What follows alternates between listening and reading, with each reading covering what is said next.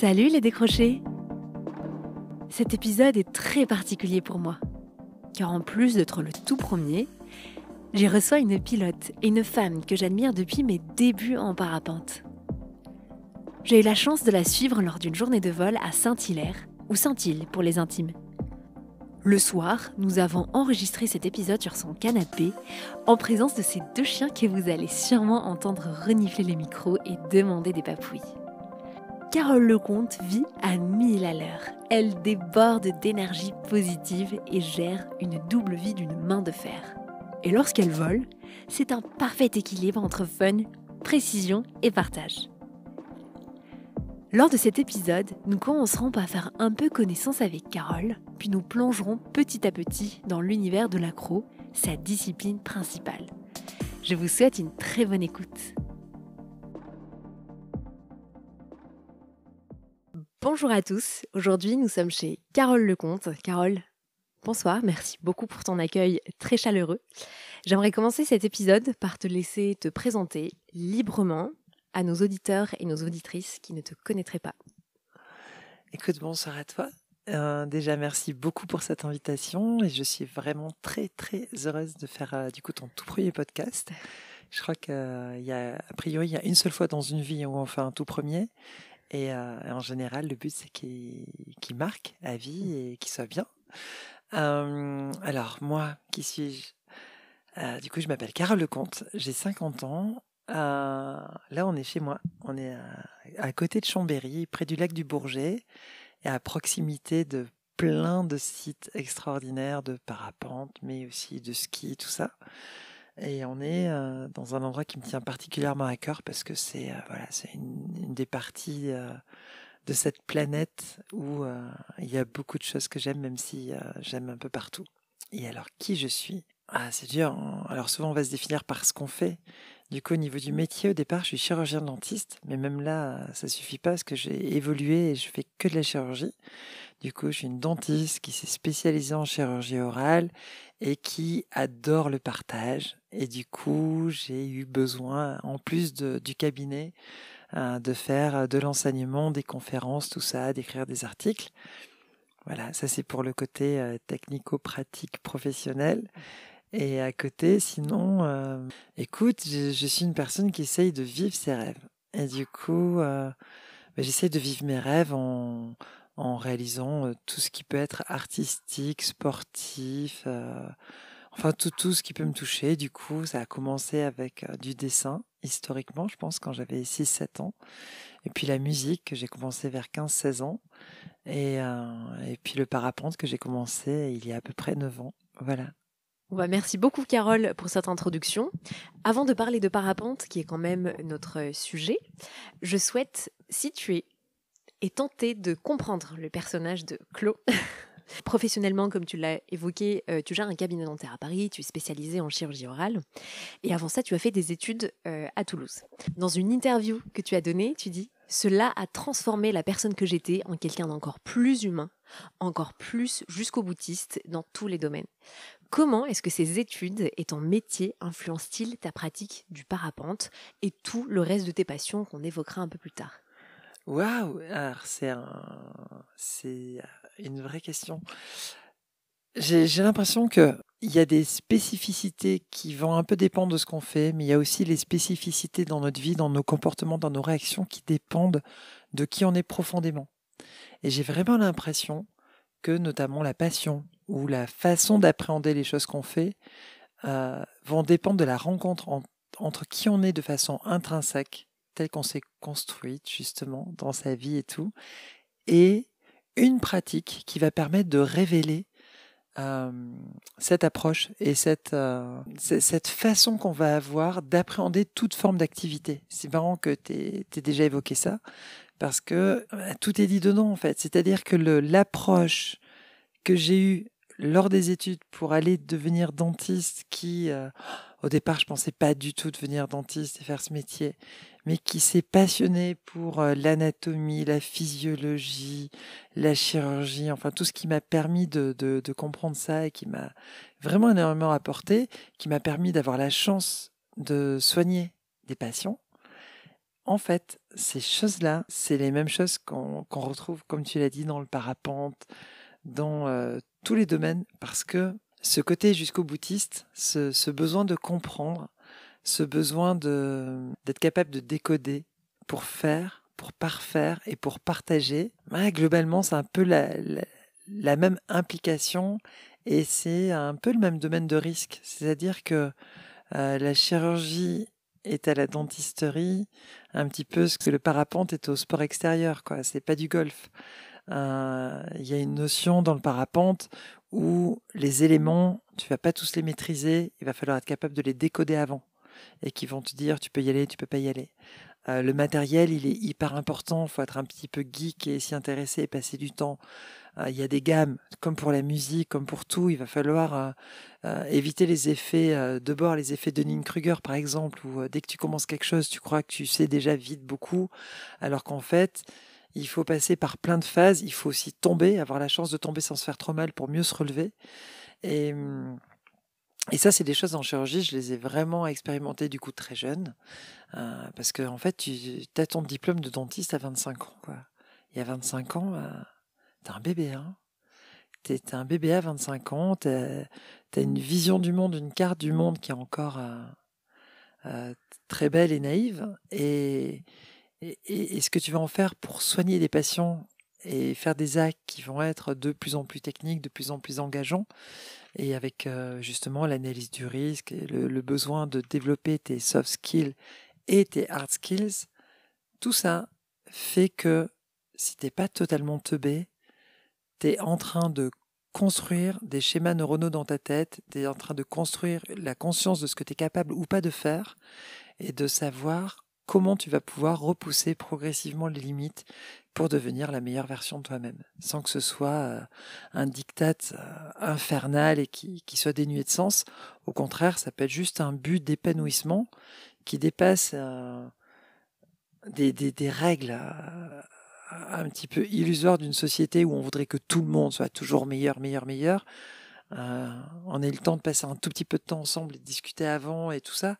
Tu as vu qu'en fait, moi, ce qui m'intéresse, c'est juste d'être bien dans ce qu'on fait, d'être juste dans ce qu'on fait. Parce que si tu vises trop bas, tu vas pas finir en te régalant dans ta vie. Mais si tu vises trop haut, la vie va pas te régaler. Et du coup, il y a un flow dans la vie, il y a une évolution, il y a une adéquation à trouver entre son parcours, là où on en est et là où on va.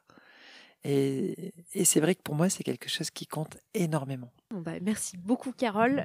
Ton parcours est très inspirant. À ça s'ajoute une autre dimension, celle de tes passions. Donc, on peut citer des passions artistiques. Tu pratiques de la musique. Tu as notamment fait partie d'un groupe qui s'appelle Delmar. Oui. Tu fais du dessin, de l'infographie, même de la sculpture. Tu pratiques aussi plusieurs sports, du ski depuis l'âge de 3 ans, de l'escalade, du snow, de l'enduro, de la moto, plongée sous-marine, parapente. Je m'arrête là. Ouais. Mais voilà, Carole, où trouves-tu la ressource pour te motiver à pratiquer autant de choses avec sérieux et réussir dans tout ce que tu entreprends?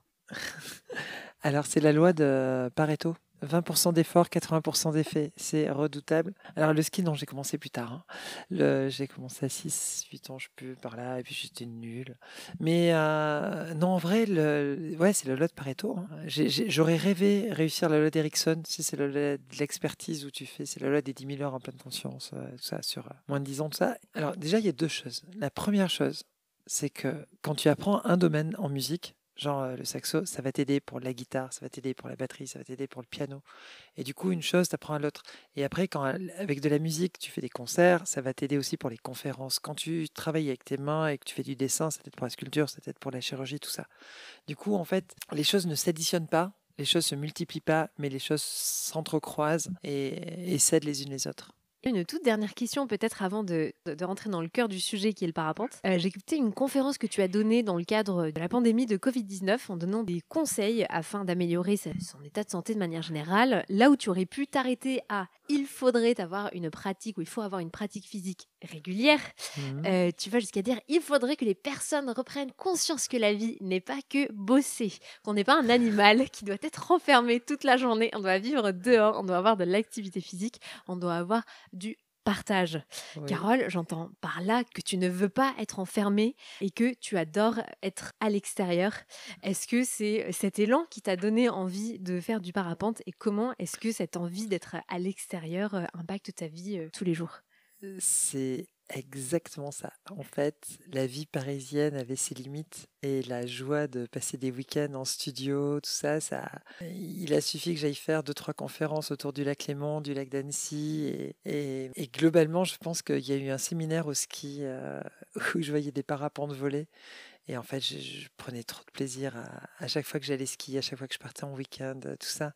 Et je me suis dit, mais je peux pas passer ma vie à être autant enfermé et à n'apprécier ces autres moments que sur des moments extrêmement éphémères. Voilà. Et vu que la vie est un CDD, je pense qu'il faut que le bonheur soit un CDI. Et je crois qu'il faut essayer de croquer et pas procrastiner. Il faut procrastiner beaucoup de choses, sauf le plaisir. Eh bien, génial, on adore la réponse. Merci beaucoup, Carole. On va parler un petit peu de ta découverte du parapente. Voilà, remontons aux racines. Peux-tu nous raconter comment est-ce que tu t'es mise au parapente et quel a été ton parcours pendant ta phase de début? C'est toujours des belles périodes le début du parapente parce que je crois qu'on n'oublie rien. Là, c'était il y a 9 ans, les tout premiers. Et ouais, j'ai rien oublié. Du coup, voilà, premièrement, séminaire, je vois les parapentes, tout ça, j'en parle à mes amis, je leur dis, mais c'est dingue. Ça me fait rêver, en fait, j'aimerais tellement le faire. Et je me disais, mais genre, c'est pour les autres, quoi. Genre, je suis pas capable, etc. Et puis, je vivais à Paris, donc du coup, ça paraissait vraiment, il n'y avait pas le lieu, j'avais pas d'amis qui en faisaient. Et, et je me dis, ben, c'est pas grave, j'ai trouvé une école et je vais apprendre. Et du coup, je trouve une école à côté de Paris. Et j'ai commencé par faire du gonflage beaucoup. Du coup, j'ai globalement commencé le gonflage en septembre et j'ai fait mon premier vol en Afrique du Sud le mois de février après. Évidemment, les grands vols en Afrique du Sud, c'était avec une autre école en stage, en voyage itinérant en parapente. Et ils ne savaient pas du tout que j'avais jamais fait de grand vol, hein. Du coup, ils pensaient qu'on avait un certain niveau, etc. Genre, tu vas faire un voyage comme ça, c'est à moins d'être complètement inconsciente, t'y vas pas. Et donc j'étais totalement inconsciente en fait. Et je voyais pas l'engagement, je voyais pas l'impact de la distance, je voyais rien. Et voilà, j'avais fait 3-4 vols en treuil, mais j'avais jamais même pas volé en laminaire en bord de mer, j'étais jamais allé à la dune, j'étais juste allé faire du gonflage sur des petites buttes à côté de Paris. Et voilà. Et voilà, j'ai même pas fait de biplace pédagogique, rien. Je me suis retrouvé en Afrique du Sud avec des personnes avec qui j'ai créé un vrai lien, hein, notamment voilà, Pascal Aymar, à Lulu et de l'école Ascendance à Accous dans les Pyrénées. Et, et voilà, et puis ça a été le début d'une belle aventure parce qu'après, ils nous ont fait rêver. Ces 15 jours en Afrique du Sud, ça avait été magique. Et c'est vrai que comme je découvre le vol, j'avais vraiment besoin d'un moniteur au décollage et d'un moniteur à l'atterrissage. Et, mais voilà, tu as 15 jours de vacances. Sur 15 jours de vacances, il y a dû avoir 9 jours de vol. Quand tu débutes, voler 9 jours d'affilée, toujours encadré dans des sites très différents, style bord de mer, style un peu montagne, même des vols qui tenaient des fois 1-2 heures, c'était juste magique par rapport à ça. On a créé un lien d'enfer avec les moniteurs et, et clairement, ils nous ont fait rêver en nous disant, mais il faut que vous veniez en novembre, on part à la Réunion et c'est encore plus fou et tout ça. Mais la Réunion, attention, là, faut que vous ayez près du niveau d'ici là et tout ça, hein. Pas question que vous n'ayez pas volé entre-temps. Et du coup, je me suis mis, mais dès que j'avais des vacances, je partais en stage 4-5 jours. Du coup, je suis allé à Millau, je suis allé après en bord de mer en Normandie, je suis allé justement à Accous. Mais vraiment, moi, les 2 premières années, j'ai fait que voler en école. Et j'avais vraiment besoin des moniteurs et j'étais pas capable d'analyser l'aérologie, les conditions, tout ça. Et voilà, c'est le piège de la personne qui vole que de temps en temps un petit peu et encadré. Mais ça a été le début. Et justement, à quel moment est-ce que l'accro est arrivé dans ta vie? Ouh, ça a été longtemps après. En fait, après ce début, je me suis quand même dit que le parapente allait prendre une vraie part dans ma vie. Et je me suis mise à chercher un petit nid douillet au départ autour de Annecy. Et puis en fait, je suis tombée amoureuse du coin autour de Chambéry. Et du coup, j'ai trouvé une maison, là où on est d'ailleurs. Et ce qui est juste incroyable, c'est que là, tu découvres le vol rando. Tu commences à vraiment voler autonome. Tu voles plus en école. C'était la première fois que je volais plus avec des moniteurs. Tu vas voler du coup plus en milieu pote, associatif, tout ça. Et là, tu commences à découvrir d'autres choses. Et après, je suis allée faire des cives. Et du coup, je volais très peu en quantité parce que je travaille toujours à Paris, hein. Donc, il faut imaginer que je bosse à Paris. Je travaille quand même beaucoup, beaucoup. Alors, depuis 2 ans, je me suis un peu calmée. Mais je travaillais encore beaucoup. Mais avant, je travaillais vraiment. C'était débile. Et du coup, j'avais vraiment très peu de temps pour voler. Et quand tu voles que de temps en temps, c'est pas simple. Et j'allais du coup que en cive globalement à Annecy. J'adorais. J'étais avec des moniteurs. J'en ai fait plusieurs. Et tous m'ont apporté beaucoup. Et puis au bout d'un moment, tu peux pas voler que en cive, en fait, ça marche pas, tu vois, tu progresses pas, il faut du volume, il faut d'autres choses. Et voilà, et puis à peu près 4 ans, je me suis un petit peu plus bougé. Et il y a 3 ans, j'ai acheté une aile d'accro, j'ai décidé vraiment de m'y mettre. Et il y a 2 ans, j'ai commencé à être coaché par Maël Jiménez. Voilà, et puis le fait de voler avec plein d'autres pilotes, c'est juste génial. Et du coup, l'accro vraiment a commencé il y a 3 ans, mais mon désir de pilotage et mes cives ont commencé il y a 5-6 ans peu près, quand je suis arrivée en Savoie. Et qu'est-ce qui t'a attiré dans l'accro? Peut-être le besoin de maîtriser. En fait, je pensais jamais faire vraiment de l'accro au début. Ça fait peur hein, quand tu es jeune pilote et tu vois juste quelqu'un faire un wing-over. Je sais pas si un wing-over, c'est un énorme virage où tu passes au-dessus de l'aile. Et quand tu arrives dans ce milieu-là, la plupart des pilotes, il y a l'aile, le pilote et le sol. Et quand tu vois des gens où ils envoient leur corps au-dessus de l'aile, c'est tellement impressionnant au début. Et moi, ça suffisait pour me couper le souffle. Et je me disais, waouh, si seulement un jour je faisais ça. Et le fait d'aller en cive, le fait de côtoyer des personnes pour qui le pilotage avancé, c'est quelque chose de naturel. Et le fait de faire du volume et de commencer à jouer avec mon aile et de ne pas me retrouver comme un pantin sous le tissu, mais de me retrouver comme une pilote sous un jouet. Et du coup, quand le jouet, ça a commencé à plus être moi, et quand le jouet a commencé à être l'objet, et le parapente, et là, je suis rentrée dans une autre dimension. Et je crois que c'est ça qui est le début de l'accro. Merci beaucoup, Carole. On va passer sur des questions un peu plus pratiques en termes Mhm. de parapente et d'accro pour tous les auditeurs et les auditrices qui souhaitent pousser un petit peu plus leur connaissance ou qui découvrent la pratique de l'accro. Commençons par les néophytes qui ne s'y connaissent pas du tout. Mhm. Comment décrirais-tu la pratique de l'accro à une personne qui ne sait pas ce que c'est? J'aime bien le terme de freestyle. J'aime bien sortir euh, l'acrobatie. Il y a un petit côté, on comprend pas trop ce que c'est. Le freestyle, la voltige, je trouve que ça correspond plus à ce qu'on fait. On est une discipline aérienne où on va faire beaucoup de transferts d'énergie. Pour moi, clairement, la voltige, c'est l'art de jouer avec les énergies. Du coup, on prend de la vitesse d'un côté, on l'envoie de l'autre, on va emmagasiner, nous, de l'énergie, ou alors on va casser l'énergie d'un coup. En fait, il suffit de regarder, il y a plein de vidéos magnifiques de vol en voltige. Après, le mieux, c'est de le voir en vrai ou de le faire en tandem, hein. Il y a des tandems sensations qui sont intéressants pour les néophytes. Ou même, moi, je fais beaucoup. Moi, je fais surtout voler des pilotes en biplace. Et j'ai un biplace de voltige d'ailleurs. Et c'est génial pour faire découvrir ces sensations, même aux pilotes. Il faut imaginer que la plupart des pilotes vont pas oser faire des SAT, des décrochages. Il n'y a pas forcément besoin de faire l'infinity tumbling pour avoir des sensations. Mais par contre, ce qui est fou, c'est qu'on se rend compte que ces sensations, quand on les approche correctement, elles vont rarement nous dépasser et nous déborder. Et qu'après, il y a toute une éducation à faire pour nous, pour notre corps. Il y a de la proprioception, de la perception dans l'espace à avoir. Et ça, c'est un univers sans fin. Du coup, c'est un univers très, très intéressant. Du coup, la voltige, c'est l'art de se déplacer autrement qu'en ligne droite ou en virage sous un parapente. C'est très joliment dit. Pourrais-tu raconter à nos auditeurs et nos auditrices comment se passe une journée type pour des pilotes d'accro? Ah Alors, tu essayes de te réveiller en forme après une bonne nuit que tu as espérée réparatrice, après la soirée d'avant que tu as espérée raisonnable, après un repas avec tes potes que tu espérais raisonnable mais qui évidemment l'a pas été. Et du coup, tu te réveilles, tu essayes de te prendre une douche plutôt froide parce qu'il va falloir un peu réveiller ce corps. Moi, je mange pas, j'ai besoin d'être à jeun pour garder un petit peu d'énergie. Et là, tu fais un covoiturage avec tes potes parce qu'on fait que du covoiturage. Déjà, c'est agréable. On a toujours des conneries à se raconter, c'est sans fin. Puis voilà, ça va dans notre état d'esprit. On aime bien partager ces moments-là, tout ça.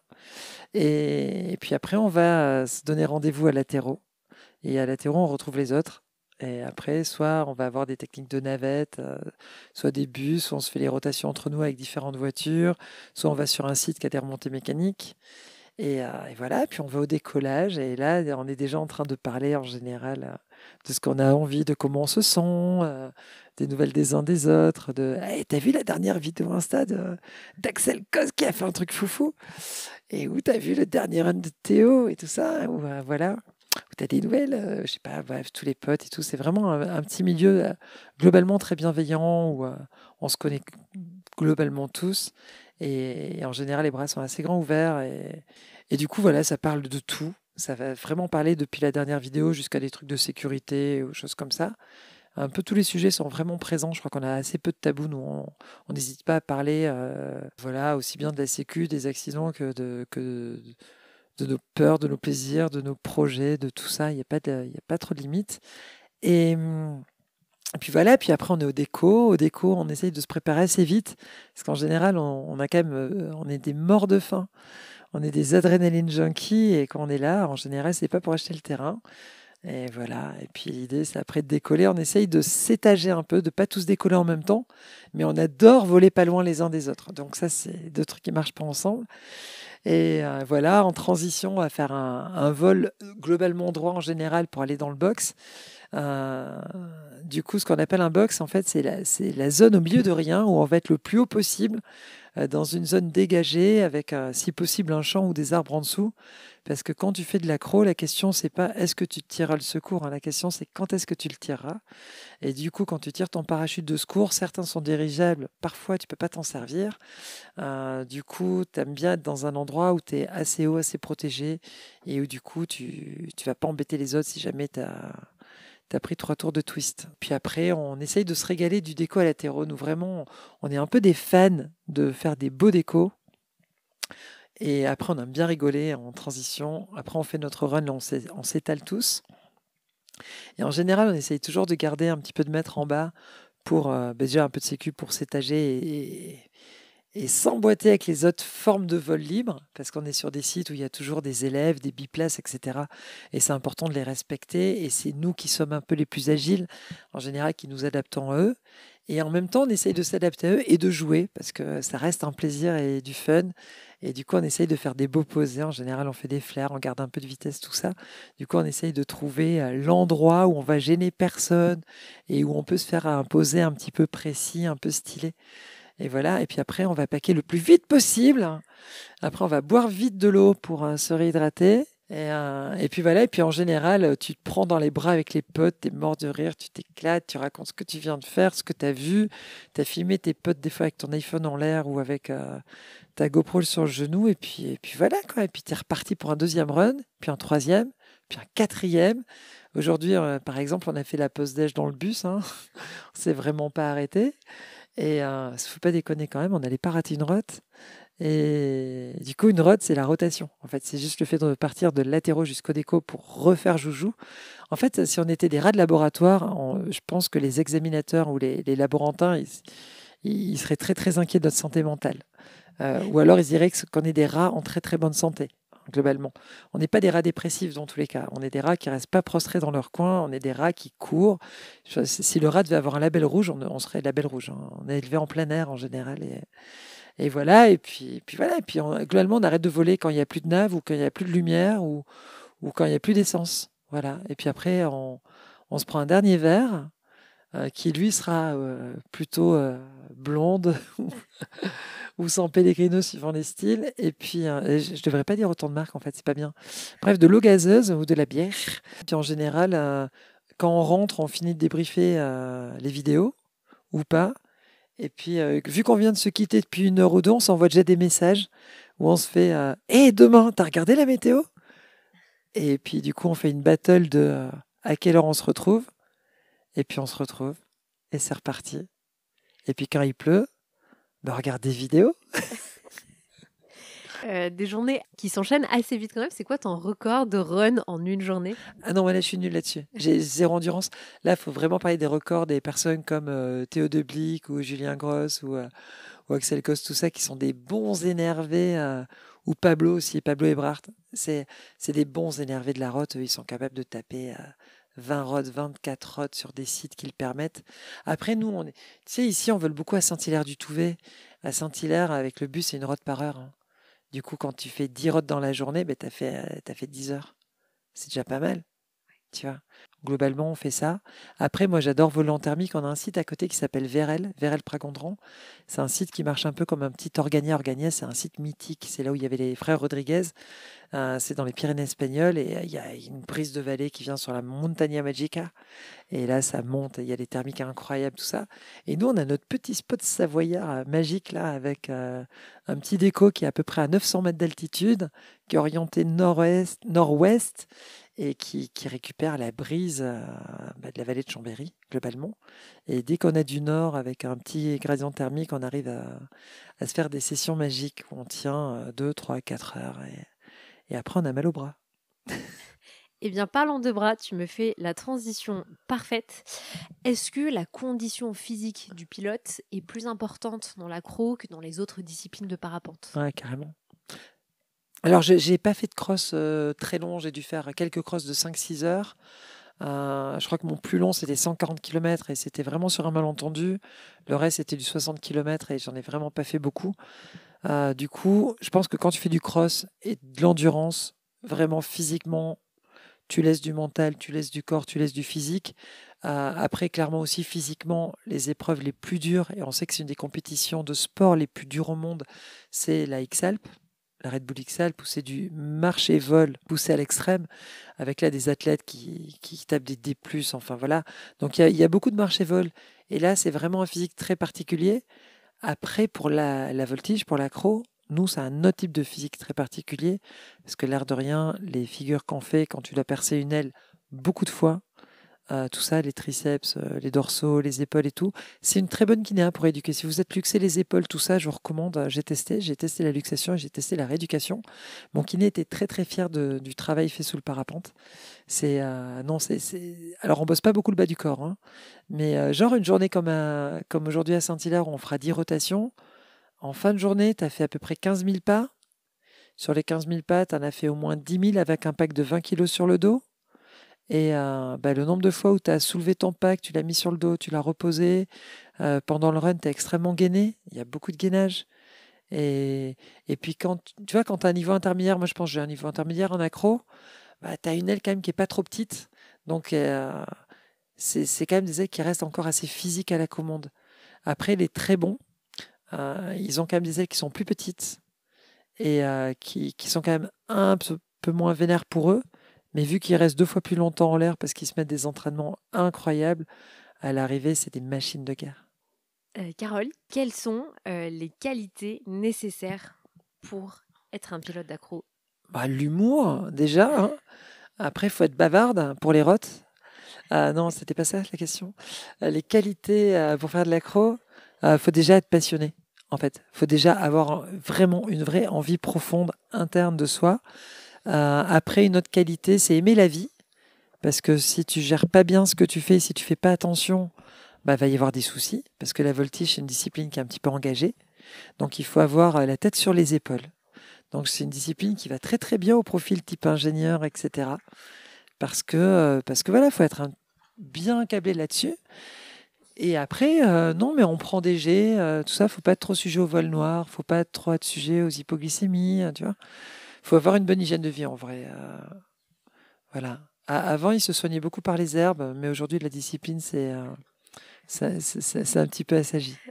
Très bien. Et au contraire, qu'est-ce qu'il ne faut pas trouver chez un pilote d'accro? Et est-ce qu'il y a des facteurs qui excluent justement la pratique de l'accro dans la vie d'un parapentiste? En vrai, je pense qu'à part des vrais handicaps physiques qui peuvent exister, genre l'épilepsie, genre, je sais pas moi, quelqu'un qui aurait des troubles de l'équilibre, tu vois, bah ça forcément pour l'accro, ça va être mauvais. Après, quelqu'un qui a un trop gros ego, ça va l'exclure de l'accro parce que quand tu commences l'accro, tu te prends des boîtes, hein, tu te mets des vracs, tu t'apprends à détwister assez vite, tu vois, et tout ça. Euh, Après, tu vois, c'est pas comme la chute libre ou genre la luxation, tu sais, de l'humérus, l'antécédent de luxation de l'humérus, c'est assez rédhibitoire. parce que là, tu ne pourras pas tirer ton parachute. Nous, il n'y a pas tout ça, en fait. Donc, globalement, je pense que c'est plutôt l'inverse. Je pense que c'est plutôt l'accro qui va te permettre de développer et d'apprendre, d'être de plus en plus un corps qui accepte ses rotations, ses mouvements, et qui va les comprendre. Et je pense qu'on a développé une oreille interne et une perception dans l'espace qui vaut peut-être pas celle des gens qui font du trampoline, mais qui est largement supérieure on va dire, aux compétences standards de quelqu'un qui n'a pas ces pratiques. Dans tous les cas, je sais que moi, j'ai le avant-après, et je sais que si je vole pas pendant quelques mois, quand je retourne, j'ai une phase d'adaptation, mais c'est fou parce que c'est assez rapide de revenir. Maintenant, on va aborder un sujet central, je dirais peut-être même le plus important, j'ai envie de dire, qui est la sécurité. Mhm. Comment aborde-t-on la sécurité en tant que pilote d'accro et quelle place est-ce que ça occupe? Je pense que c'est un sujet qui doit être à la fois présent en permanence et qui doit être absent pour ne pas nous rendre débiles. Si ça n'était pas présent en permanence, on passerait notre vie à s'accidenter, hein. Clairement. Donc, si tu oublies de t'attacher, ça va pas. Mais ça, c'est vrai comme pour tout le monde. Si on n'avait pas des bonnes gestions du parachute de secours, etc., vu que nous, on sait qu'on va le tirer et qu'on le tire, ça irait pas. Si on n'avait pas les notions de boxe et tout, du coup, il est faux ces notions. Par contre, au moment où tu fais tes manœuvres, c'est-à-dire au moment où tu fais ta prévol, tu décolles, mais une fois que tu as décollé, il faut que toutes les manœuvres de sécurité, tous les checks de sécurité aient été faits en amont. Et au moment où tu décolles, il ne faut plus te poser la question est-ce que je suis attaché? Ça doit être validé avant, et une fois que c'est validé, c'est OK. Tu décolles, et là, du coup, tu penses à où sont les autres pilotes, où est la falaise, où sont les arbres, comment je gère. Et après, l'autre mécanisme de sécurité pour un pilote d'accro, c'est je vais évoluer dans un box. C'est-à-dire, je vais être à quelle attitude je suis, pour faire quel type de manœuvre. Est-ce que c'est une manœuvre que je sais faire ou que je ne sais pas faire? Quand c'est une manœuvre qu'on ne sait pas faire, il y a de fortes chances que ça ne se passe pas forcément de façon géniale. Et du coup, on l'a fait tant qu'on est très haute. Et une fois qu'on est plus bas, on va faire des manœuvres qu'on maîtrise à 400% pour être sûr de ne pas prendre de risques, en fait. Parce que, évidemment, se détwister ou tirer le parachute de secours, ça demande une certaine altitude. Mais ça, en fait, il faut juste l'avoir conscience. Mais au moment où on fait notre run, où on fait la voltige, où on pratique, il faut être dans le tricks, il faut être dans tout ça. Du coup, c'est cette espèce de combinaison d'avoir une pleine conscience des risques et des éléments de sécurité. Et en même temps, si tu es focus que sur la sécurité et que tu passes ta vie à dire où est-ce que je tombe si j'étais là et où sont mes poignets en permanence, je suis pas sûr que ce soit une source de bonheur incroyable pour toi. Et ça reste quelque chose de ludique. Après, on sait qu'on fait une activité qui est engagée, mais on sait qu'on fait une activité où le danger n'est pas inhérent à l'activité elle-même tellement, mais elle est liée au comportement. Un peu comme en moto. La moto, c'est plus engagé que la voiture. Mais on sait très bien que bon nombre d'accidents ne sont pas liés parce que tu n'as pas le pare-choc, et ils sont liés en moto parce que tu n'as pas le même comportement en moto qu'en voiture. Et le fait que nous, on puisse avoir des parapentes qui nous permettent d'avoir des comportements, des modes de vol, etc., et de multiplier les risques, parce qu'il faut être honnête, nous, quand on arrive dans le box, on va faire que tout ce que normalement on ne fait pas sous un parapente. Du coup, on va arrêter de voler le côté droit, on va arrêter de faire voler le côté gauche, on va essayer de passer au-dessus le plus de fois possible, on va décrocher jusqu'au bout. Et donc, voilà. Mais en fait, tout ça, ça se fait progressivement. Là, il y a un parapentiste qui écoute cet épisode et qui souhaite se mettre à l'accro. Quel conseil, ton B.A.B.A., ton top 3, par exemple, de conseils à lui donner pour améliorer l'intégration de la sécurité dans son initiation à l'accro? Écoute, tout d'abord, va sur YouTube et tu regardes la petite conférence Accrochez-vous que j'ai eu le plaisir de faire l'année dernière sur un malentendu. En fait, l'année dernière, pour être tout à fait transparente, je voulais me mettre aucune pression et je me mettais quand même de la pression. J'étais surmotivé, je bossais trop, je volais pas assez. J'avais vraiment un gros décalage entre j'avais pas le flow entre le temps que j'avais à accorder, les objectifs que j'avais et le bien-être que j'avais en l'air. Et du coup, je me suis blessé 2 fois dans l'année, ce qui est assez représentatif. Parce que c'est pas logique. Se blesser, ça arrive de temps en temps. C'est comme quand tu fais du VTT, du ski, tout ça. Mais si tu te blesses trop souvent sur une période et trop bêtement, là, il faut quand même te poser des questions. Et du coup, quand je me suis blessé la deuxième fois, ça m'a donné du temps, puisque c'était au mois d'août et j'étais en vacances. Et du coup, j'ai préparé cette conférence que j'ai voulu bienveillante et que j'ai voulu un petit peu globale et qui m'avait été demandée par le club, en fait. C'est pas moi qui me suis dit, ouais, génial, je vais faire une conf, mais c'est notre président des élèves, c'est le club de parapente de Chambéry, qui m'a dit, Eh, Carole, tu serais pas chaude pour faire une petite conférence sur l'accro? Et j'avais dit, oui, oui, oui, oui, mais genre longtemps, longtemps, tu vois, genre j'ai pas le temps. Et 3 semaines après, bim, 3 semaines après, allô Daniel, ouais, j'ai du temps, je te prépare une conf. Quand est-ce qu'on l'a fait? Bah, viens en septembre, très bien, j'aurais pas soudé. Et voilà. Et du coup, cette conférence, en fait, j'ai essayé en vrai de mettre beaucoup de choses. Du coup, dans le top 3, en vrai, cette conf, elle dure 1 heure. Et j'ai essayé de pas dire trop de bêtises. Et dans les choses dans la vie qui m'ont fait vraiment plaisir. L'année dernière, je vais au championnat du monde de voltige à Olu-Denise. Je tombe sur un Québécois qui vient me voir, qui me reconnaît alors que forcément je ne connais pas, qui me dit écoute, c'est incroyable, je suis ravi de te rencontrer, tout ça, c'est génial. Écoute, je sors de Cives à Annecy avec Fabien Bianco. Et Fabien Bianco, c'est quelqu'un que j'adore, qui est un des instructeurs chez Flyeo, qui est juste une des légendes des Cives à Annecy et des pilotes d'accro. C'est un super pilote. Et en fait, il me dit bah, écoute, Fabien, il m'a recommandé de voir ta conf avant de commencer l'accro. Et du coup, tu vois, quand tu as des personnes que tu respectes autant et qui recommandent à leur père, il lui dit, mais genre, mais non, je vais pas te dire un truc, va voir sa conf et tu auras une grosse partie de l'essentiel. Bref, voilà. Donc, le vrai petit conseil, c'est ça. Non, c'est de l'humour, hein. Le premier vrai conseil, si tu veux faire de l'accro, c'est très bête. Ne sois pas seul, mais intègre un groupe de potes. Sois pas timide. Trouve d'autres acrobates qui ont un niveau le meilleur possible, parce que plus ils ont du niveau, plus ils passent du temps sur les sites, tout ça, moins ils sont dans le déni, moins ils sont dans l'effet de Dunning-Kruger, et plus ils vont pouvoir te donner des bons conseils. Ça, c'est le premier vrai conseil. C'est la voltige, c'est pas une discipline solitaire. Aller faire de l'accro tout seul sur un spot, pour moi, c'est extrêmement risqué. On ne ferait pas du ski hors piste seul. On ne ferait pas une sortie VTT seul. Voilà. Après, le deuxième conseil, c'est prends le temps de progresser. C'est tout ce que j'ai pas fait moi, ça. Du coup, prends une aile en lobé avec une taille pas trop petite et pas non plus trop grande. Si tu pèses 90 de PTV, tu peux prendre une 23, tu vois, une aile en B-. À l'époque, il y avait les Hook, les Golden. Aujourd'hui, on a beaucoup les épiques. Bref, il y a plein d'ailes comme ça qui sont géniales pour, euh, se, pour se dégourdir le pilotage avec un maximum de plaisir et un minimum de risque. Donc, globalement, quand tu fais du ski de rando, tu peux pas y aller avec des gros skis et des grosses chaussures de ski. Et si tu veux faire du slalom, tu peux pas y aller avec des chaussures toutes souples de ski de rando et des pots de phoque.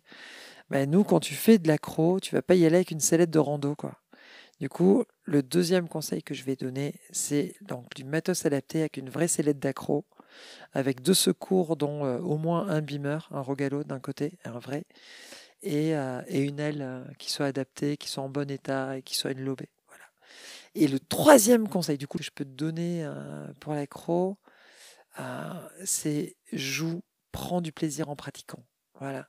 En fait, la répétition qui est nécessaire dans la voltige, si elle n'est pas ludique, elle va te dégoûter. Et alors que quand elle est ludique, elle va te nourrir. Et le jeu t'épanouit. Et la répétition bien faite, etc., va te permettre de sublimer et de transcender ta compréhension du vol, tes ressentis, ton feeling, tout ça. Et ça, c'est un vrai bonheur sans fin. Du coup, voilà, c'est ça les 3 clés. Eh bien, les auditeurs et les auditrices t'en remercient. Carole, est-ce que tu peux nous dire en quoi est-ce que le stress peut être l'ennemi de la sécurité? Et on peut en avoir en accro, car ça peut être impressionnant. Superbe remarque. Mais ça, c'est vrai, pas qu'en accro, hein, c'est vrai pour n'importe quel pilote au déco, ou c'est vrai comme n'importe quel pilote à l'atterrissage. En fait, il faut vraiment comprendre que le parapente, par rapport à d'autres activités sportives. Genre, tu fais du VTT de descente. C'est ce qui est un peu chaud, en fait, c'est les pierriers, les sauts, les gros virages et les phases où tu as de la vitesse. Il y a quelques phases comme ça. Et globalement, dans toutes les activités, je sais pas, il y avait la sécurité routière disait la vitesse tue. C'est faux, hein. Ce qui tue, c'est l'impact. Et en parapente, c'est pareil. Et quand tu es dans l'air, il n'y a pas d'impact en général, hein. Donc du coup, nous, ce qui est dangereux, c'est le déco latéraux et le comportement humain quand il y a un problème.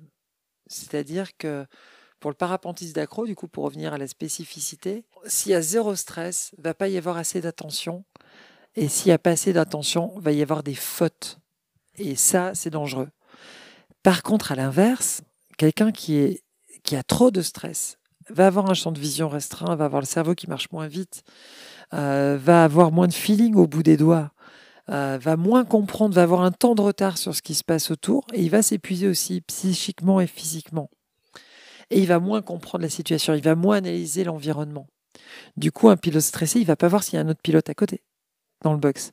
Un pilote stressé, qui va forcer un décollage, etc., etc. Donc en fait, c'est vrai, c'est génial de parler du stress comme un ami, parce que le stress est un ami de sécurité, mais le stress est aussi un ennemi. Et c'est génial que tu en parles, j'aurais même pas pensé spontanément. Et le stress est un ennemi parce que si par exemple tu veux faire une figure comme un hélicoptère, c'est une figure de base mais qui est vraiment technique. C'est beaucoup plus dur à faire un bel héli que de faire un infinite. Et si tu es stressé avant de faire ton hélicoptère et tu dis ah, je vais me retrouver twisté, je vais galérer, je vais encore tirer mon secours et ça, je vais vivre une galère et tout, ben, les premiers gestes pour faire l'héli, ils vont pas être précis. Au lieu d'être concentré sur ce que tu dois réaliser, ton cerveau, il est occupé par tout ce qui risque d'arriver. Mais du coup, tu vas le faire arriver, hein. C'est-à-dire que quand tu as trop peur de quelque chose, tu le fais vivre. Donc en fait, il y a un vrai équilibre à trouver. Et l'accro est un super éducatif. Parce que moi, c'est quand j'ai intégré la communauté accro que j'ai enfin plus eu peur de toucher un parachute de secours, ne serait-ce que chez moi, pour le replier. La plupart des pilotes, ils ont un parachute de secours. Je suis pas sûr que s'ils n'avaient pas les clubs ou les copains, ils seraient repliés tous les 6 mois. J'ai même peur de toucher ma poignée. Toi, mais voilà. Et en fait, ça, c'est du délire parce que c'est vraiment, enfin, comme son nom l'indique, c'est un parachute. Donc, ça t'empêche une chute. Et quand tu te prends un vrac, en fait, il te sauve, hein, en fait. C'est pas si tu l'ouvres qu'il va te tuer, lui. Il n'est pas là pour être méchant. Mais faut-il qu'il soit bien monté, etc., etc. Et le problème, c'est qu'on n'ose pas parler de tout ça. Et je pense qu'on devrait tous faire des retours d'expérience sur ce qui va et sur ce qui ne va pas, et sur les bons conseils, et sur les pièges un peu qu'on a dedans. Parce que c'est ce qui aide déjà à faire des petits rappels quand on fait ça longtemps, parce qu'on banalise des choses qui ne sont pas banales. Mais c'est ce qui aide aussi les jeunes pilotes à acquérir de l'expérience à travers les autres. Donc la sécu, elle est essentielle, clairement, mais je n'ai jamais autant entendu parler de sécu, une véritable sécu, que depuis que je suis dans le milieu de l'accro. Et dans le milieu de l'accro, on volerait jamais sans deux secours au moins. Et on est beaucoup aujourd'hui à voler avec un bas système et deux secours. Et on a des ailes, nous en accro, qui sont pas trop méchantes. Et évidemment, pas les top pilotes qui ont des ailes incroyables, mais je veux dire, le gros des acrobates, on vole avec des Émilie, tout ça, et c'est des ailes qui sont, entre guillemets, beaucoup plus accessibles que beaucoup d'ailes de crosse. Dis-nous, personnellement, quels sont les tricks qui t'impressionnent le plus et comment est-ce que tu arrives à les appréhender? Les tricks qui m'impressionnent le plus à voir ou que je fais? Non, à pratiquer. Les tricks qui m'impressionnent le plus à pratiquer. Écoute, le 2 janvier, j'ai tiré ce cours sur un joker et depuis, j'en ai pas refait. Donc, je pense que celui-là, du coup, il me trotte en tête et j'ai envie d'en refaire. Et tous les jours, je me dis, allez, je vais en faire un. Et j'attends de retourner au lac de Garde et d'avoir un petit peu d'altitude. En fait, j'ai une politique un peu les premières années où moi, j'ai pas commencé l'accro comme il faut. J'ai commencé l'accro avant de faire de l'accro en faisant des cives, mais je faisais pas d'accro. C'est-à-dire que j'allais en cive, je volais en cive, mais je faisais pas de volume à côté. Et je faisais pas de décro dessus du dur et tout. C'était vraiment, c'est pas du tout ce qu'il faut faire. J'ai tout de suite volé avec une freeway, avec une old freestyle et tout. Bref, c'est pas ce qu'il faut faire. Et du coup, c'est pas ce qui m'a d'ailleurs mis en confiance et tout. Et j'ai dû, du coup, un peu déprogrammer des vieilles peurs, des vieux ancrages, et je les ai déprogrammés un peu cette année. Alors, c'est assez marrant parce que l'année dernière, de la première année, je progresse énormément. Il y a 3 ans, je commence vite, je progresse énormément, je suis hyper motivée, j'ai peur de rien. Et je commence direct par l'infinite. Tu vois, donc je commence à être rythmique et jusqu'à l'infinite. Limite, je faisais pas de décro sur le dur et je commence par l'infinite. Là-dessus, donc ridicule. Là-dessus, ne pas faire. Là-dessus, bah, du coup, dès que je bossais les parachutales, j'avais honte. Parce que je faisais pas d'hélice, j'ai fait des infinites avant de faire des hélices. Et tu te retrouves sur ton spot avec les copains qui se foutent de ta gueule parce que tu commences à faire des parachutales. On dit, mais t'as arrêté de voler, t'en vois plus rien, etc. Et même toi, ça te renvoie une image. Et quand tu poses, avec ta fait l'infini, tu poses, t'es hystérique de joie. Quand t'as fait un run de parachutal, tu poses, t'es dépressive. D'accord? Du coup, en termes de satisfaction de soi et tout, j'ai dû réapprendre un peu les trucs. Et du coup, j'ai bypassé ces heures de parachutage, j'ai bypassé les heures d'héli. J'ai pas fait ces volumes-là que j'aurais dû faire sous une alambée, etc. Et je suis allé tout de suite après, genre j'ai fait un cork avant de faire un Misty Heli. Tu vois, j'ai fait mon premier Misty Heli il y a 3 semaines. Alors que j'ai tiré des corks au-dessus du dur il y a 1 an et demi, quoi. Je crois, ou 2 ans, à Organia. C'est débile. Et du coup, c'est ça un peu, c'est ça qui est très marrant, c'est que on peut faire des choses qui sont vachement plus engagées et qui vont pas nous faire peur, ça revient à ta question. Et genre, moi, l'infinite, c'est un truc qui me fait pas peur, en fait. Je sais que c'est engagé, je peux tomber dans mon aile et tout. Mais bizarrement, je sais que si je fais pas de conneries, je vais pas tomber dans mon aile. Et ben du coup, ça m'est quasiment jamais arrivé. Moi, je suis jamais tombé dans mon aile et j'ai pris 3 détentes en infinite. En héli, je savais pas faire de décro, etc. En sif, j'ai fait un héli un peu trop tôt, je me fais twister, je tire le secours. Ça m'a fait un vrai petit traumatisme. Je fais un misty, j'étais pas prête, je fais twist, je fais secours. Et là, ça a renforcé dans ma tête, tu vois, que c'était pas pour moi le négatif. Et, et du coup, ben forcément, au début, j'ai bossé là où j'étais à l'aise. J'ai bossé mes points forts. J'ai pas bossé mes points faibles. Et je pense qu'on devrait tous faire vraiment les deux tout le temps. Faut pas commencer que par le négatif et les trucs laborieux, etc. Parce que ça peut être rébarbatif. Et c'est sûr que quand tu bosses le négatif, tu vas te retrouver twisté et tout ça. Mais il y a plein de bonnes habitudes à prendre. Faut oser faire des vrais yélis, etc. Il y a des vrais tricks à avoir au départ. Et je peux te dire que moi qui connais plein de potes acrobates dans le coin, le nombre d'acrobates qui ont fait de l'infinite avant de faire une vraie yéli, il y en a plein, hein. C'est des trucs qui n'existaient pas à l'époque, il y a 10 ans. Mais la façon dont on a appréhendé l'accro ces 5, 6 dernières années ou ces 3 dernières années est vraiment différente. Et, euh, et du coup, on avait une extrême il y a 10, 15 ans où c'était très laborieux, il fallait faire beaucoup de volume et être un génie. Et après, il y a eu une ultra-démocratisation, mais qui n'est pas forcément partie dans les bonnes directions. Et maintenant, on est revenu vers je refais des bases en B, etc. On reprogresse beaucoup plus vite, mais du coup, on fait des bases tellement solides. Moi, je le vois avec Fanny Meyer, par exemple, qui est une super pilote. Et la progression, elle est incroyable. Et moi, j'adore voler avec elle et tout. Et je la vois et je suis impressionné à chaque fois. Et voilà, mais elle va avec son rythme et tout. Mais waouh, à chaque fois, ça va plus loin, ça va plus fort et c'est propre. Et elle se fait très peu de chaleur. Mais évidemment, elle s'est mis des détentes. Mais elle, par contre, ce qui est drôle, c'est qu'elle a ses frayeurs en infini, tu vois. Et je ne sais même pas si elle aurait fait des sorties dans l'axe sur le dur. Mais elle, ce qu'elle vit en positif quand elle passe au-dessus de son aile comme ça, alors qu'à côté, elle fait des jokers et des cow-boys incroyables qui sont des combinaisons hyper techniques, bah, moi, c'est ce que j'ai quand je fais un hélice, si tu veux. Donc, tout le monde a des peurs et des blocages là-dessus. Et c'est vrai que l'accro, c'est quand même la discipline où tu es obligé d'aller affronter tes fantômes. Carole, il t'arrive de faire de la compétition. Peux-tu nous dire pourquoi est-ce que tu participes à des compétitions d'accro? Waouh! C'était au départ parce que Juliette Liso m'a menacé de peine de mort si je n'y allais pas. Non, mais Juliette, c'est une fille qui est géniale. Je ne sais pas si tu la connais, mais elle est incroyable. Elle a été championne de France. Elle a fait des compétitions, tout ça. Elle était à l'accro après Claire Mercurio et avant l'arrivée de Mode. Tu vois, il y a eu Claire Mercurio qui a vraiment l'idée.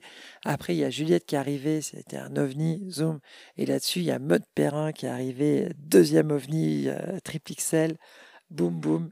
The machine de guerre. En France, on peut être quand même fier de nos acrobates. Il y a un niveau au niveau mondial qui est juste débile. Le niveau est juste incroyable. Bah, clairement, au départ, Théo, je pense qu'il a.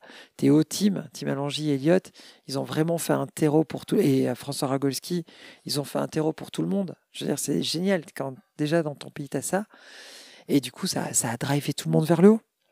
Et voilà. Et du coup, au début, clairement, les premières compètes, tu vas rigoler. Je suis allée faire la première rock accro. Je ne savais rien faire, hein. Je faisais des wings, des sats et peut-être des inversions parce que j'étais au-dessus de l'eau et que je me suis dit qu'il fallait faire autre chose.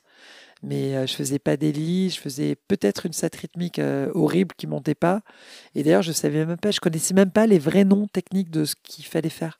Je savais pas qu'une sat rythmique fallait la sortir dans l'axe quand tu étais en haut. Je savais pas ce que c'était un esphérage. Quand j'ai fait mon premier joker, je savais même pas comment ça s'écrivait. J'ai écrit avec un C, J-O-C-K-E-R. Et Mel, il me regarde, il me fait Carole, c'est pas la boisson. Donc voilà. Donc voilà, je suis pas forcément une référence là-dessus. Du coup, la première compète, c'était vraiment pour rigoler. Et la deuxième compète, en fait, c'est parce que je me suis dit, bon, t'y aller en sachant rien faire. Là, tu fais un peu plus que rien. Bah, du coup, tu y retournes. Et ça t'oblige en vrai à diversifier ta pratique. Ça t'oblige à arrêter de voler opportuniste. Ça t'oblige à être capable de programmer un run qui soit une petite chorégraphie, qui soit intéressante à regarder. Et il y a un côté où mais c'est one shot, où tu peux pas mentir, tu vois. Tu es dans l'air, on va te regarder, à la fin on va te dire c'est bien, c'est pas bien, c'est nul, c'est pourri. Toi-même tu vas te dire ouais, j'étais pas mal, j'ai été pourri. Et des fois tu dis souvent les deux. Mais ce qui est vraiment intéressant dans la compète, c'est pas la compète, c'est clairement les liens que tu fais avec les autres. Moi j'adore le lien avec les autres et j'adore le groupe. De toute façon, j'ai pas de plaisir, je vais pas voler toute seule, j'aime pas ça. Donc, ça te fait rencontrer des belles personnes, ça te fait rencontrer des personnes qui ont quand même un sacré niveau, un sacré talent, et ça tire vers le haut, et ça te pousse dans ta préparation.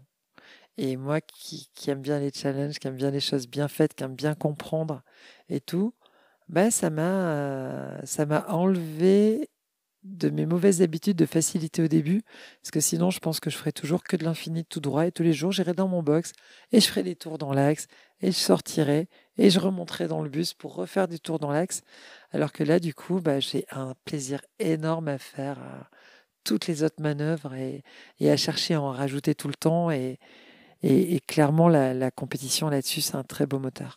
Et bien justement, pour la compétition, qu'est-ce que tu t'imposes en termes de rigueur, d'entraînement? Comment est-ce que cela impacte ta vie de pilote accro? Alors, j'en ai pas fait tant que ça, hein, des Mhm. compètes. J'ai fait un tout petit peu. Bah, au début, j'ai fait la rock accro. Après, j'ai fait. Et là, c'était vraiment pour rigoler. Bon, les championnats de France à l'Héripose, parce que vraiment, c'était le tout début où je commençais à savoir voler. Du coup, je crois que j'aurais fait le cork le plus mauvais. D'ailleurs, on avait appelé ça un porc, le plus mauvais de l'histoire des championnats. Genre, j'en avais fait deux avant dans ma vie. Et j'ai osé faire le troisième devant les juges. Tu vois, pour te donner une idée de l'état d'esprit. Donc j'y allais vraiment pour me dépasser moi. Mais par contre, j'ai assumé, c'est-à-dire que j'ai essayé de faire des tricks et des runs qui ressemblaient à quelque chose.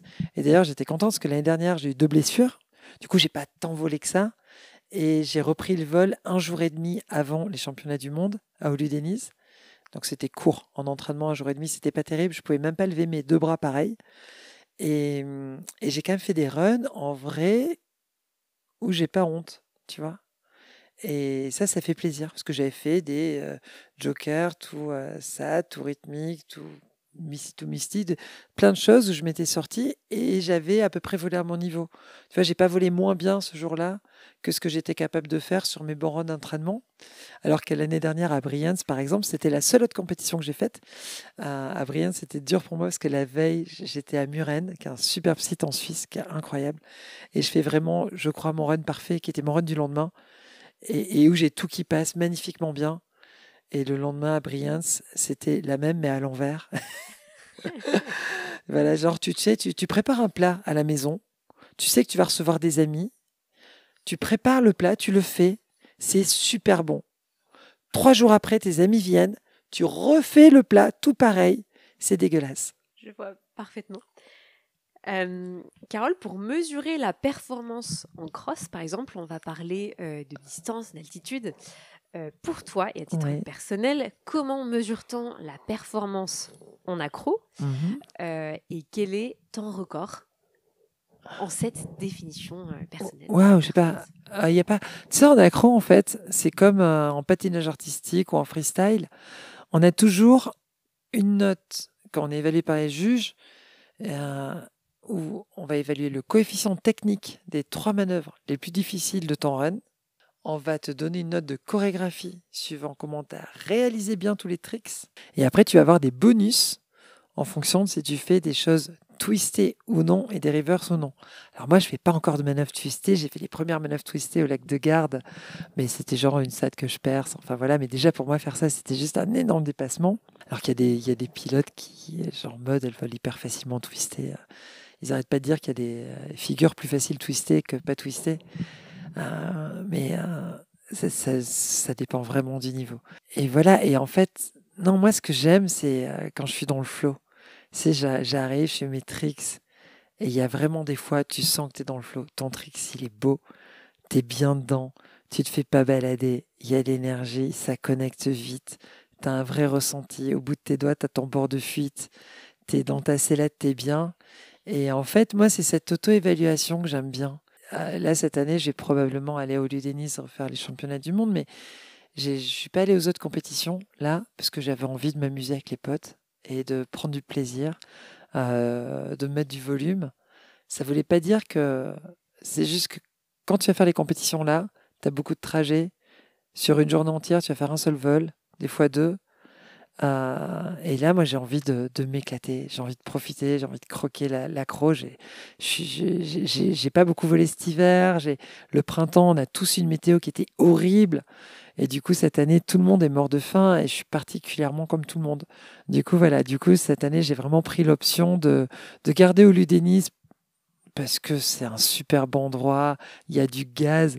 Du coup, tu as le temps de mettre des runs complètement improbables. Et j'avais pas trop envie de faire des journées d'attente pour un run de 400 mètres, même si c'est très très bien et que j'admire et que je suis ce que font les copains. Aujourd'hui, on était dans le bus. Aujourd'hui, là où on enregistre le podcast, il y avait la première manche de Priance et on a vu les runs des copains et ça fait plaisir à voir parce que le niveau, il est juste délirant et il n'y a jamais eu un tel niveau d'accro, quoi. C'est juste fou. Et voilà, et vivement au Ludénis, je suis ravie d'y aller, ça va être top. Mais là, moi, au mois d'août, comme j'ai une double vie et que je peux, c'est pas mon métier. La plupart, quand c'est leur métier, pendant que moi j'étais en train d'opérer, ils mettaient des heures et des heures à Orgagna et à Muren et à Garda et partout. Et ben voilà, moi j'avais un autre métier, je suis en décalage complet au niveau de l'entraînement. Et là, moi, au mois d'août, ben, je m'amuse, je m'entraîne, je fais du volume. Eh bien, on a hâte de voir toutes les belles vidéos que tu vas poster sur tes comptes des réseaux sociaux. On constate quand même que tu investis beaucoup de ta personne, de ton temps, de ton énergie et même financièrement, ça représente un coût donc, dans cette passion. Qu'est-ce que ça t'apporte de faire du parapente et particulièrement de l'accro? Quel est le retour sur investissement? Oh, il est très, très, très, très bon. Je suis multimilliardaire en bonheur. Voilà, ça apporte. Non, en vrai, je m'attendais pas à cette question, non, de dire le retour sur investissement de tout ce qu'on investit dans l'accro. En vrai, tu sais, ça fait partie des choses que tu ne peux comprendre que quand tu les vis. Et l'accro, ce que tu vis dans l'entraînement, ce que tu partages avec les personnes avec qui tu le fais, ce que tu partages dans les rods, ce que tu partages quand tu fais des rodéos, quand tu fais des choses à plusieurs en l'air, les sessions où on est ensemble, les voyages qu'on fait ensemble, pour moi, ça n'a pas de prix. Et tu vois, on est dans le groupe avec qui je vole, ça va de 15 à 65 ans. Ah oui, très grande amplitude. Ouais. Et en vrai, c'est un régal et j'ai autant de plaisir à passer du temps avec tous. Voilà. Du coup, le retour sur investissement est quand même très positif, alors que c'est très cher. Mais justement, pourquoi est-ce que tu n'en fais pas ton métier? Waouh! Moi, déjà, j'adore réparer les gens. Du coup, c'est quand même chouette quand tu as la chance de faire de la chirurgie. C'est quand même un métier qui, de base, est génial. Et j'ai encore le plaisir en chirurgie de transmettre beaucoup. Et comme j'adore transmettre, partager, bah, du coup, je continue. Et après, il y a aussi autre chose, c'est que, tu sais, la loi d'Erickson, la loi des 10 000 heures, j'ai un niveau en chirurgie qui est vraiment très bon et qui est beaucoup, beaucoup, beaucoup, beaucoup meilleur que mon niveau en voltige. Et je crois que mon cerveau, quelque part, il a du mal à renoncer là où je suis vraiment très performante par rapport à une grosse passion dans laquelle je fais partie des personnes avec un niveau intéressant. Mais voilà, il y a le gap quand tu regardes les très très très très bons, avec les très bons, puis après avec les bons, puis avec les gens qui sont pas mal, à chaque fois c'est une vraie marche. Mais vraiment, ça se voit quand on voit les runs, ça se voit même quand tu regardes les notes sur les compètes, mais sans aller même dans les compètes. Moi, ce qui me plaît, c'est pas la note qu'on a. Ce que j'aime et ce que je partage avec les amis, c'est la progression qu'on vit les uns avec les autres. C'est-à-dire qu'on est tous en train de se challenger nous-mêmes, entre nous-mêmes. Quand tu fais de l'accro, tu fais pas de l'accro pour avoir une note meilleure que l'autre. Si à la compète, oui, ok, ça c'est pour le podium. Mais juste, moi quand je vais à une compète, je suis pas sur le podium, où je peux y être, mais parce qu'on n'est pas beaucoup. Moi, si je fais de l'accro et si je fais de la compète, c'est pour me challenger moi-même, pour être la meilleure acrobate que moi-même. Et du coup, je suis beaucoup plus heureuse cette année où j'ai pas encore refait de Joker, mais où j'ai jamais fait des Misty fumants parce que j'osais même pas en faire, etc., etc. Et où je comprends, j'ai jamais aussi bien décodé les vidéos des copains. Tu vois, quand on se fait des débriefs ensemble sur les positions, sur tout ça, jamais aussi bien décodé. Mon coach, Maël Jiménez, il est super heureux quand je lui envoie certaines vidéos et il voit certains progrès et certains comportements en l'air. Et pour moi, la victoire, elle est là, quoi. Du coup, j'ai de la chance, ça fait beaucoup de victoires régulièrement. Et voilà. Alors, pourquoi j'en fais pas un métier? Déjà, je n'ai pas dit que j'en ferai jamais un métier. Donc, pour l'instant, à mon âge, dans là où j'en suis, comme je suis extrêmement jeune et que la vie est très longue, j'ai juste 50 ans. Et ouais, en vrai, dans ma tête, je crois que j'en ai 30. C'est ça le souci, quoi. Et du coup, comme j'ai On aurait l'impression donné beaucoup moins. C'est vrai, hein. Merci. Mais en vrai, du coup, j'ai vraiment l'impression que j'ai toute la vie devant moi. Voilà, là, je continue encore la chirurgie et la transmission. Après, évidemment, je suis moins présente au cabinet qu'avant. Et c'est génial pour mon équipe parce que du coup, j'ai la chance de bosser avec des praticiens qui sont super, avec une équipe qui est top. Et puis, ça permet de changer un peu de conférencier. Donc ça, c'est top. Et tu sais qu'il y a des tu peux être très pro sans être professionnel. Et j'essaye d'être extrêmement pro dans mon comportement. J'essaye d'être proactive, mais j'essaye d'être pro tout court au déco. J'essaye de faire attention à plein de gens. Tu vois, quand j'ai fait la conf, mais j'ai essayé de la faire vraiment sérieusement. Quand on se fait des sessions pliage de base, il n'y a pas de formation pour les parapentistes qui ont des sellettes avec des bases système. Et du coup, on a créé un groupe avec les copains, etc. Et du coup, on est soudés. Mais du coup, là, c'est pas je, c'est on. Tu vois, derrière ça, c'est une dynamique. Et derrière la dynamique, moi, je suis une pierre de cette dynamique. Mais je suis pas le mur. Je suis importante, je suis peut-être une des pierres angulaires, j'espère, parce que voilà, j'ai investi beaucoup, c'est une vraie passion, j'aime ça, etc. Mais tout ce qu'on fait, il y a une grosse partie qu'on dépersonnalise. Si on a des groupes WhatsApp d'acrobates, bah, on est tous quasiment administrateurs du groupe. Tu vois, c'est pas des choses qui appartiennent à une personne. Après, moi, j'adore faire des billes pédagogiques. Je fais des billes pédés à des pilotes. Tu vois, je ferais pas, c'est pas du billes touristique, c'est pas du billes découverte. J'ai des potes qui sont bipro, j'en ai plein qui sont professionnels. Il y en a qui adorent l'enseignement, il y en a qui adorent le biplace. J'ai plein de respect, j'ai un respect infini pour eux. Mais moi, en fait, je préfère avoir du temps pour voler moi. Et quand je veux faire un bi, c'est un bi qui va être choisi. C'est en général un bi qui est avec un pilote. Et du coup, c'est professionnel, mais c'est pas du tout pro. Beaucoup plus amical. Tu as cité le coaching à 2 reprises. Qu'est-ce que ça t'apporte en tant que pilote d'être coaché? Waouh, beaucoup de choses. Je pense que dans la vie, on devrait tous être coachés pour plein de choses. Et on devrait se coacher les uns les autres aussi parce que c'est transversal. Mais après, être coach, tout le monde ne peut pas être coach. Et ça veut dire qu'il faut qu'on puisse tous échanger. Mais c'est important de temps en temps d'avoir une personne d'autorité qui a un niveau et une expérience au-delà, hors norme, et qui a appris ça. Et qui va avoir un œil très spécial, très aiguisé, très affûté. Il se trouve qu'il y a 2 ans, j'étais au lac de Garde, je galérais. Il y avait Maël Jiménez qui coachait l'équipe d'accro de la Suisse Acro League, qui est une super ligue. Et lui, il coach du coup tous les pilotes d'accro suisse. Et on discutait. Et Maël, au départ, c'est quelqu'un de très accessible et qui aime bien partager. Il a déjà fait des groupes qui sont des groupes ouverts, où on peut déjà partager nos vidéos, etc. Mais en fait, j'ai eu envie d'aller plus loin. C'est-à-dire, j'ai eu envie de pouvoir avoir un vrai échange, de pouvoir vraiment décoder ce qui allait pas dans et ce qui allait dans le détail. Pas juste pour faire un tricks, mais pour le faire bien, pour bien comprendre, pour aller plus loin. Et de temps en temps, pour me pousser. Parce qu'il y a des fois, je fais des beaux refus d'obstacles. Et des fois aussi pour me calmer, pour me raisonner. Un des derniers conseils que m'a dit Maëlle, c'est arrête de voler, va dormir, repose-toi. Hein, tu reprends dans 2 jours. Tu vois.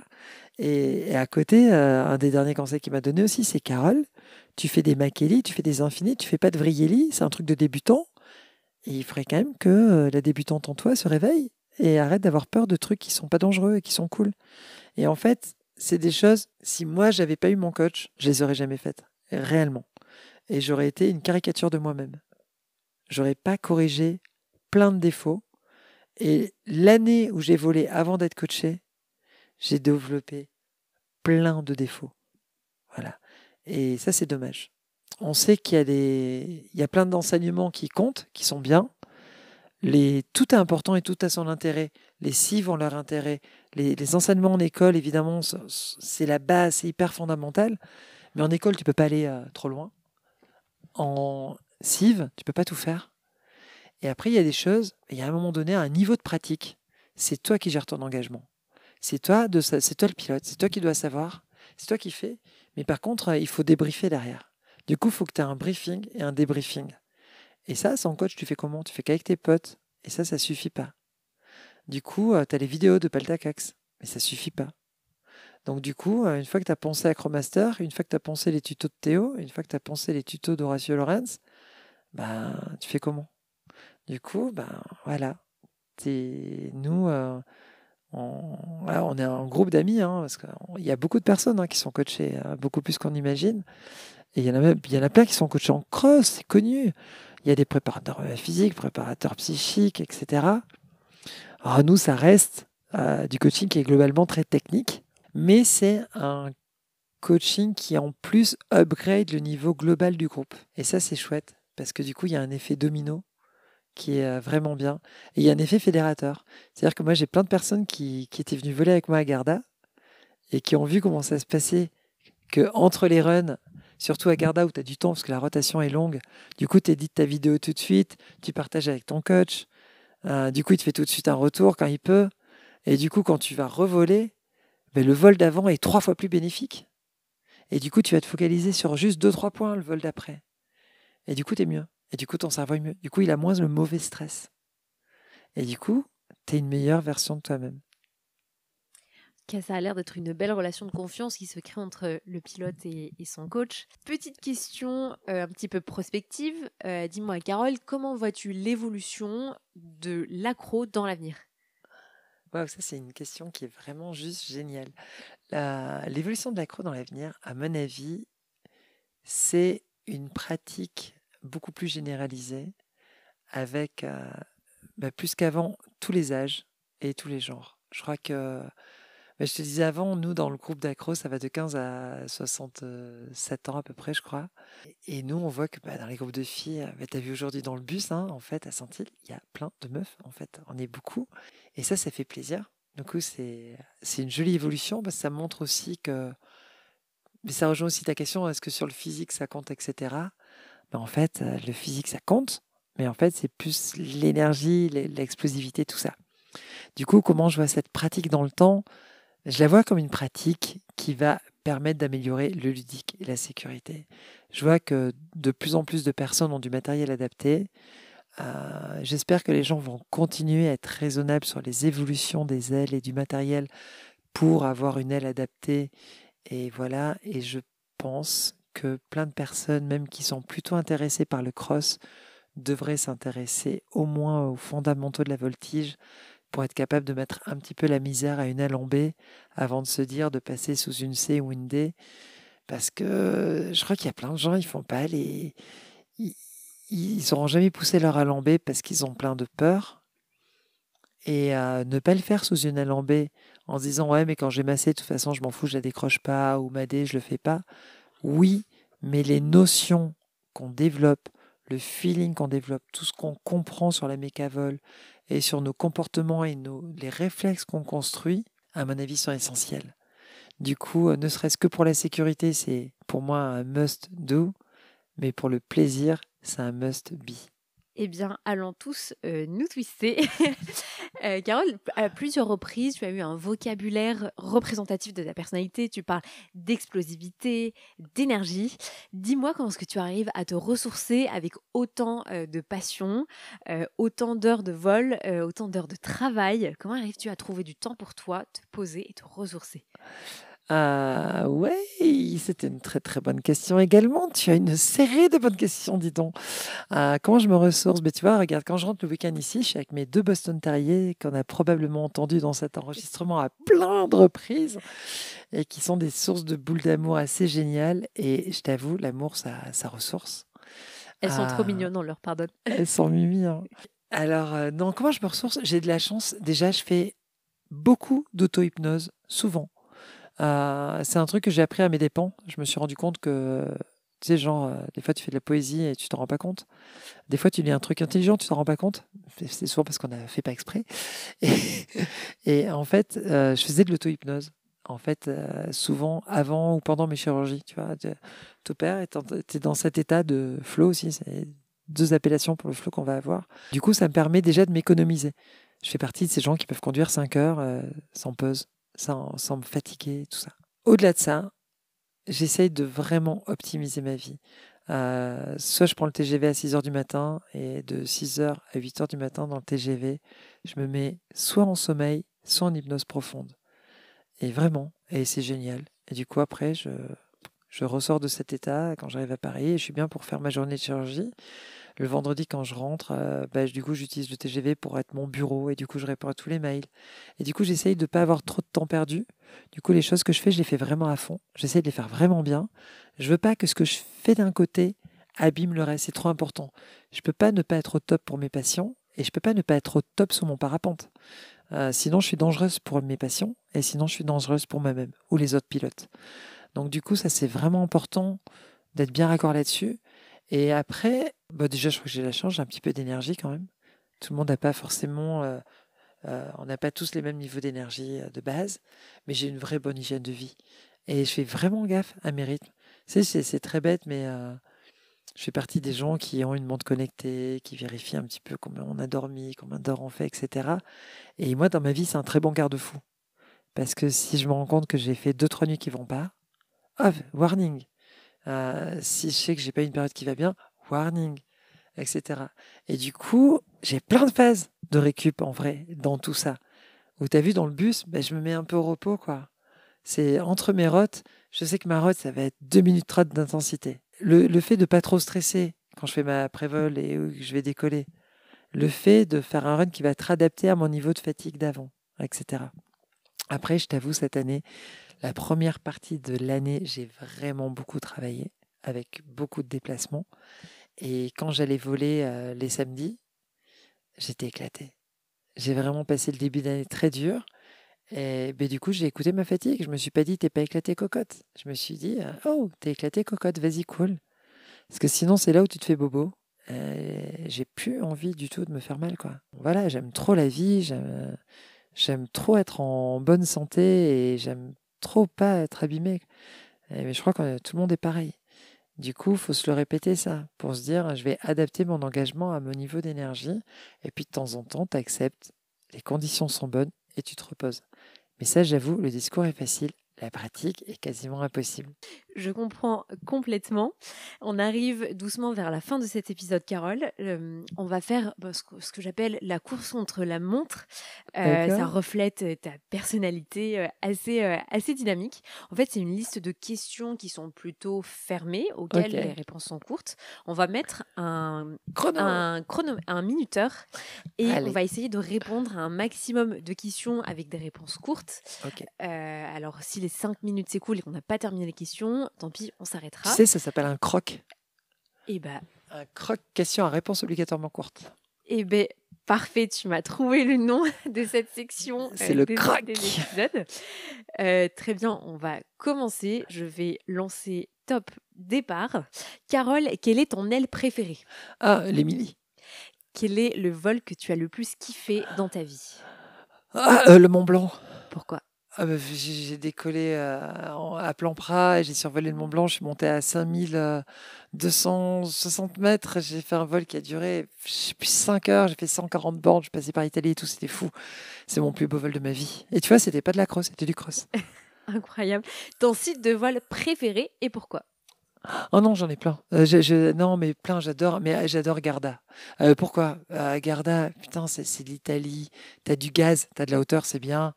Et puis en vrai, ils sont très géniaux. Je vais là-bas, je suis avec mon van, je suis à la maison. C'est vraiment bien. Allez tous tester. Alors là où le pilote, qui t'inspire le plus? Oh, il y en a plein. Ou plusieurs noms, je sais que tu as du mal à choisir. Ouais, non, il y en a plein. On est obligé de citer, mais moi, non, c'est horrible. Comme tout le monde, au début, j'ai adoré Jean-Baptiste Chandelier parce qu'il a mis de la beauté. J'adore Théo parce qu'il a mis de la propreté. Et voilà, mais j'adore vraiment le style d'Eliott de Tim François. J'en ai cité plein. Euh, et puis voilà, et puis je suis impressionné par le niveau de mode, mais je suis tout aussi impressionné par le niveau de Fanny, tu vois, parce que sur des niveaux de pratique différentes, il n'y a pas moins de mérite et il n'y a pas moins de talent, et moi j'adore, quoi. Non, il y a trop, trop, trop de personnes à. Puis là, en vrai, je regarde autour, Florian Landreau, il est juste incroyable. Enfin, il y a. Non, non, il y en a trop. Horrible.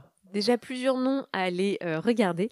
Une ressource. Ah si, il y a Axel Coste aussi qui a arrêté la compète, qui est juste hyper inspirant. Il y a Hugo Chevin qui est beaucoup moins connu du grand public, alors qu'on lui doit le Stall to Infinite sans barreau d'accélérateur. Il y a, ouais, non, voilà, il y en a plein, plein, plein, tous les autres. Une ressource, donc un podcast, livre, musique ou autre, qui t'a aidé dans ta vie de pilote. Dans la vie de pilote, mon Dieu, Acromaster de Paltacax. Es-tu une décrochée? Donc, t'es-tu déjà décrochée involontairement?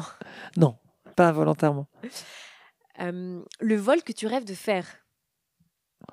Ah non, bien. Non, j'ai pas. J'adore voler avec les potes et me marrer avec des potes. Très bien. Ton objectif ultime en parapente? Le bien-être absolu, avoir un véritable flow dans à peu près toutes les configurations. Voler au lever ou au coucher du soleil? Coucher. Voler seul ou avec des copains? Potes. Voler solo ou en biplace? J'adore les deux. Ton meilleur souvenir en parapente? En vrai, alors j'allais te dire le Mont Blanc, mais mon meilleur souvenir en accro là, c'est l'Infinite en biplace que j'ai pu faire à Garda. L'Infinite en biplace, j'avoue, c'est quand même une sacrée émotion. Vol en montagne, en plaine ou en bord de mer? Ça dépend pourquoi j'aime tout. Je kiffe profondément tout ça. Bon, le pays où tu rêves de voler ou un endroit où tu rêves de voler? Les dunes de Namibie et au Chili. Une anecdote drôle liée au parapente qui t'est arrivée? My gosh. Mais il y en a 10 000. Si, mon premier vol rando. Je débarque dans la région, j'étais nul, j'avais jamais fait de vol rando de ma vie et tout ça. C'était en novembre. Genre la veille, j'avais fait un vol, mais qui n'était pas du tout vol rando. Je m'étais caillé. Et du coup, le lendemain, je vais pour le vol rando habillé en tenue de ski. Et du coup, j'arrive en tenue de ski pour monter au déco. J'ai explosé de chaleur. Du coup, j'ai transpiré. Du coup, là-haut, j'ai quand même eu froid. Bon, on espère que ton vol s'est bien passé. As-tu, et si oui, lequel, un objet fétiche sans lequel tu ne voles jamais? Mon bass système dans le dos. Un rituel avant de décoller? C'est fermer la cuissarde et vérifier 2 fois. Non, c'est vrai, je te jure. Je claque tout et je reteste tout. Vraiment, je suis névrosée, je tire sur les ficelles. Il y a une vraie histoire, c'est que j'ai décollé à Chamonix un jour en entraînement. Et au déco à Cham à plan Prat, j'ai la ventrale qui a claqué.